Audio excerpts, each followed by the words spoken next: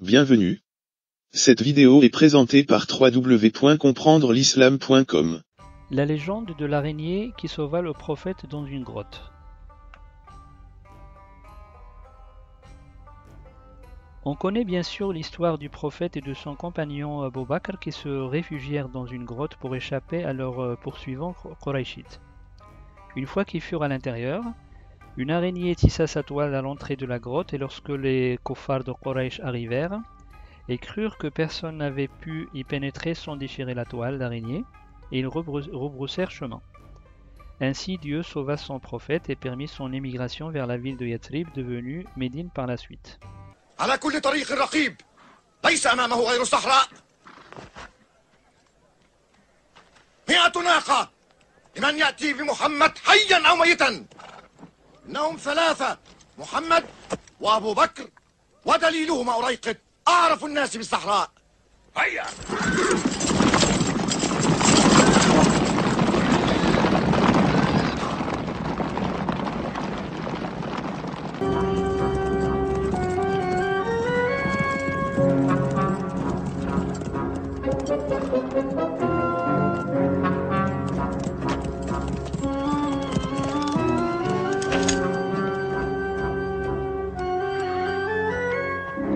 يا محمد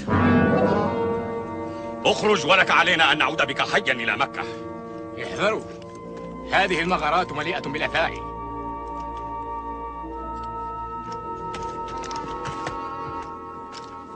محمد انكشف أمرك، اخرج.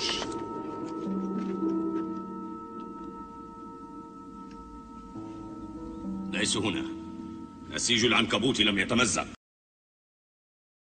لماذا توغلنا في الغرب كل هذه المسافة؟ نتجه شمال يثرب.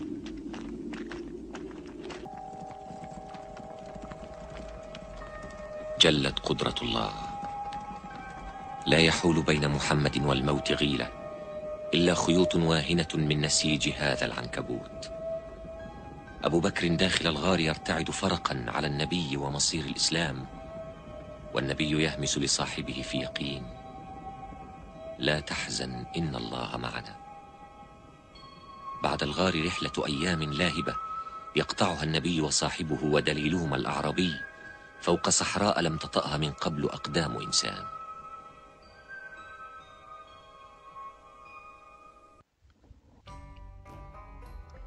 Cet extrait a sans doute fait pleurer des milliers de personnes, la voix douce de Mahmoud Yassine et la musique de fond, etc.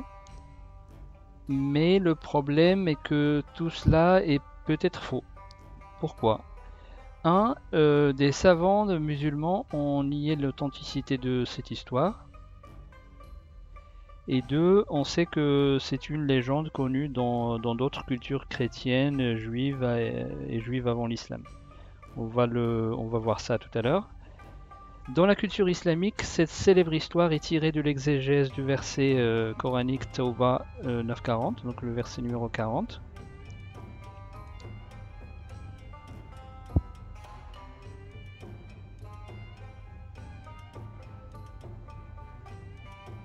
Il n'y a pas de détails dans le verset, l'araignée n'est pas citée, certes, mais l'histoire mentionnée avant est dans plusieurs hadiths et presque toutes les exégèses coraniques. Elle a été écrite pour la première fois par Ibn Ishaq, qui est l'auteur de la première biographie du prophète, après 120 ans après sa mort. C'est le deuxième livre islamique après le Coran et le troisième après le Muwatta de l'imam Malik. L'histoire peut être sortie de la tête d'Ibn Ishaq parce que, et comme on a dit auparavant, des savants musulmans disent qu'elle n'est pas authentique, tout simplement. Comme on voit ici le cheikh Ibn Uthaymin, qui est une des personnalités religieuses les plus respectées chez les sunnites au XXe siècle. Donc il dit clairement que c'est une histoire, que l'histoire est un mensonge, tout simplement.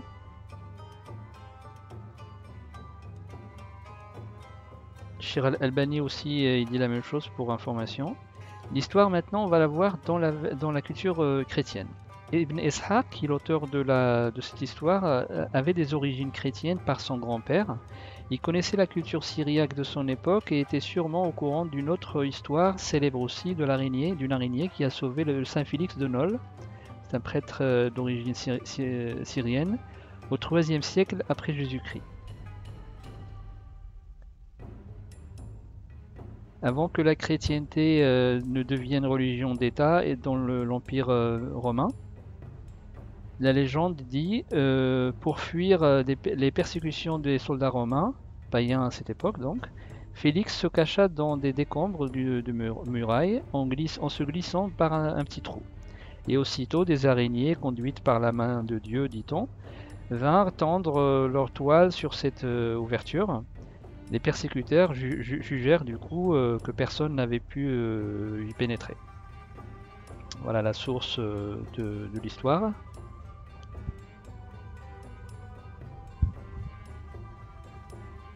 Dans la culture chrétienne, d'autres saints et saintes auraient été sauvés par des araignées dans les grottes, comme on peut le lire dans le traité d'iconographie chrétienne de Xavier Barbier. La référence, on la voit ici.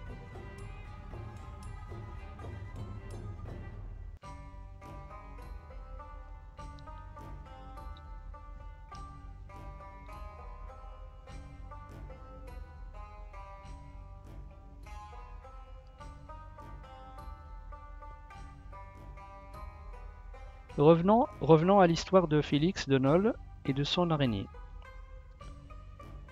Dans ce petit livre en anglais, on peut lire un conte magnifique qui peut être raconté aux enfants du Saint Félix et de son ami araignée qui l'a sauvé des soldats romains.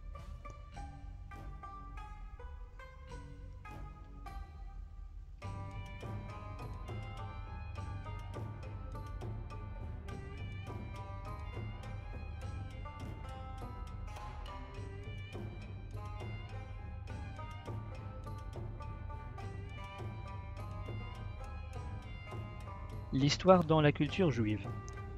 Maintenant, on va voir l'histoire de l'araignée salvatrice dans la culture juive. On raconte qu'un jour, le roi David se demanda pourquoi Dieu avait créé l'araignée avant de voir sa vie sauvée grâce à elle. En effet, dans la culture juive, il y a une légende qui nous livre cette histoire du roi Saoul et sa garde qui poursuivirent le roi David. Ce dernier chercha refuge dans une caverne et une araignée vint après lui tissa sa toile à l'entrée. Quand ses poursuivants passèrent à sa recherche, ils s'abstinrent d'inventorier la caverne en songeant que le fugitif y avait pénétré. Il aurait déchiré la toile. Le roi David comprit alors que même une araignée pouvait recevoir de Dieu une mission et l'exécuter. Cette histoire trouve sa source dans le Midrash, qui est un livre de tradition orale censé être enseigné depuis la Torah. Le nom de Midrash est Otsar ha-Midrashim. La référence, il faut voir la page 47, datant du 1er siècle de l'ère chrétienne. Elle est aussi racontée entre autres dans le livre de Victor Malka, Les plus belles légendes juives. Enfin, le célèbre exégète musulman Al-Qurtubi cite aussi l'histoire du roi David, qu'on vient de citer, et de l'araignée dans son tafsir du Coran, volume 13, page 346.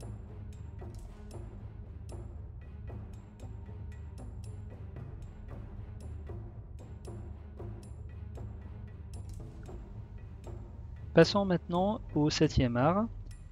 Après le Tigre de Bengale, le réalisateur allemand Fritz Lang réalisa en 1959 un autre film, Le Tombeau hindou. On voit une scène surprenante de deux amoureux fuyant des soldats et sauvés par une araignée dans une grotte. Dans leur fuite amoureuse, et imploré par la ferveur de la danseuse Seta, le dieu Siva répond par l'intermédiaire d'une araignée qui, tissant sa toile à l'entrée de la caverne, la fait passer pour inviolée aux yeux des soldats poursuivant les amants. La scène est invraisemblable et rappelle incontestablement l'histoire du prophète de l'islam et de son compagnon Abu Bakr. Passons maintenant à la culture africaine et plus exactement celle de l'Afrique centrale. L'Afrique est le berceau de l'humanité et les contes africains sont en général très riches en enseignements. Pour notre histoire d'étoiles d'araignée à l'entrée d'une grotte, il fallait absolument regarder les contes africains et effectivement une légende chez le peuple Bassa du sud de Cameroun décrit un récit équivalent à celui connu dans les autres cultures. On peut trouver ce récit dans le livre Bantu, des carnets de la Nouvelle-Éthiopie de Dibambari Mbok. Ce récit met en scène un personnage nommé Nanga, qui poursuivi par des ennemis se réfugie dans une grotte à l'entrée de laquelle une araignée tisse sa toile, sauvant ainsi la vie du fugitif. Nanga, sorti de la grotte, aura une nombreuse descendance qui forme aujourd'hui la plupart des peuples qui vivent actuellement au sud de Cameroun. Cette grotte, regardée comme un lieu saint, se nomme Ngok Lituba, rocher percé en langue bassa. Désignation euphémique du vagin, qui est le sexe de la femme, et dans une autre variante du bassa, le tuba, ça veut dire trou. Ce mythe se rapportant à l'araignée est important pour le peuple bassa, qui effectue encore aujourd'hui des pèlerinages dans la grotte sacrée de Ngok Lituba, pour y commémorer leur histoire et enseigner leurs traditions et culture à leurs enfants.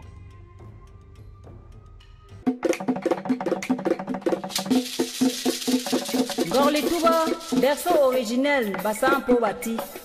Ngok Lituba protégeant nos ancêtres et leurs descendants de leurs poursuivants par le mystère de la toile d'araignée. Ngok Liponda, Bombole. Abati bango, ne sonagama bango, yeyene. Docho basaba, sonde viera levento.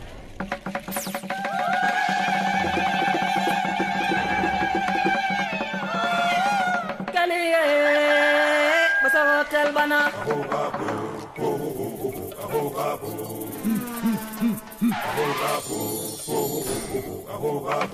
Yam di baraye ngorondera kwa lenyen bandon timbanyo